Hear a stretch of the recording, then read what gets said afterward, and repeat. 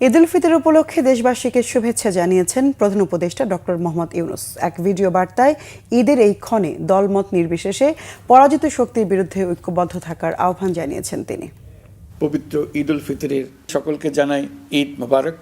ঈদে পরিবার পরিজন নিয়ে নির্বিঘ্নে ও আনন্দ সহকারে নিজ নিজ বাড়ি যাবেন, আত্মীয় স্বজনের কবর জিয়ারত করবেন, গরিব পরিবারের খোঁজখবর নেবেন, তাদের ভবিষ্যৎ ভালো করার জন্য চিন্তাভাবনা করবেন, আপনার সন্তানদের সঙ্গে তাদের পরিচয় করিয়ে দেবেন, এই কামনা করছি।